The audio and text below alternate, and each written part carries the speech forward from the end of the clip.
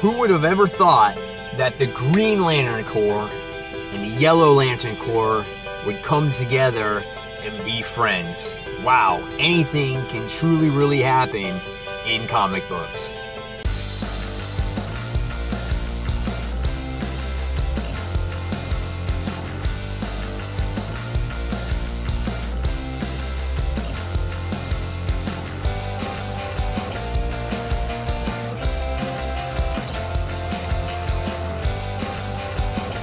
Hey Frontline fans, welcome back to Comic Frontline, and yes fans, you're back with me, Mike Spider Slayer, getting ready to do that all-important comic book review so you the fans can make a decision on what comic books to buy. And today guys, we're talking about, that's right guys, Hal Jordan in the Green Lantern Corps, issue number 18. That's right guys, book is written by Robert Venditti, and the artwork is done by Venken Marion, I think that's what you say.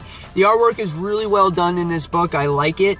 And the great thing is it's cool to see the Yellow Lanterns and the Green Lanterns work together in this series. I think it's a lot of fun.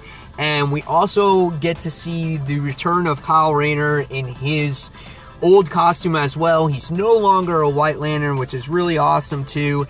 And it's cool to see all the different characters of, you know, the Green Lantern Corps and the Yellow Lantern Corps. That's what I love. But ever since the rebirth of Green Lantern and the Green Lantern Corps, I love the direction this book has been going. It's really brought back, you know, the characters and that we love and the unity of the Green Lantern Corps. I think that's what makes this book special. Whereas before, everyone was separated and it just meant for kind of a little bit of a mess. So, what did I think about this actual book?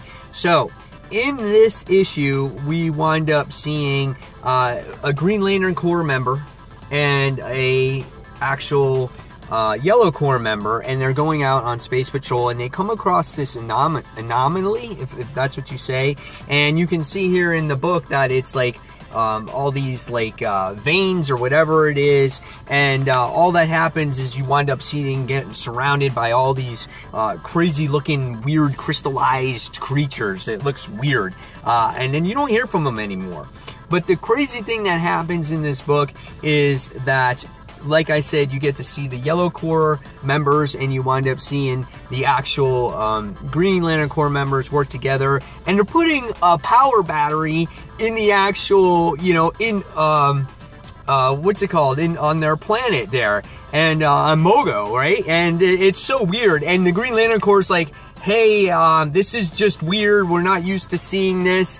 And then the tension between the Yellow Corps members is crazy because they're like, they're always watching us, you know. And then starts this big brawl, and there's this huge ass fight, and they start going crazy with each other.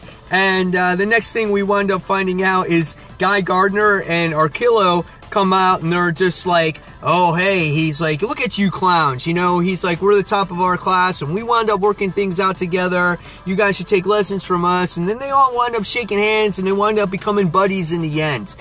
We wind up seeing Saint Walker. He goes on a mission of himself as well, and we get to see obviously the two Guardians that are in control at this point. And the next thing we wind up finding out is Hal Jordan and John Stewart wind up asking, hey, where's our, you know, two lanterns at? Goron Sun and Space Ape. And they don't know, they find out that they've been missing because of this anomaly, and then all of a sudden it winds up showing up in their headquarters. And the next thing you wind up finding out is you see this big light that comes through, and you wind up finding out that they're starting to shoot it, they're using their rings and everything, and they're like, ah! And then you wind up finding out that a person, this huge spoiler here, that we know from Legends of Tomorrow, from the TV show, winds up coming through. And it is none other than Rip Hunter. And you're like, what? What is Rip Hunter doing going through here? He comes through, he passes out, but the craziest thing of all is he's wearing a Green Lantern ring. Holy crap, what's he doing wearing a Green Lantern ring? But he says there's no Green Lanterns in the future. So very, very interesting here. So what does this, you know, what's going to happen in here? So what did I think of Hal Jordan and the Green Lantern Corps, issue number 18. This is part 1 of the story arc. So if you want to jump on, go ahead and jump on now. It's titled Prism of Time. I thought this was a good book. I thought it's a great read. Again, I love the direction that this book is going. And I love how all the Corps members are back in character. No long hair, no trench coats, no white lanterns, none of that. Their personalities are the same. And the little twist is that they're teaming up with the Sinestro Corps members. And it makes sense because Sinestro's gone and Soranic's in charge. So I think that's pretty cool. And what do I think about this twist? Well, obviously Rip Hunter is a time traveler and he sees something in the future. Now, obviously, they're somehow going to have to team up together and change that future.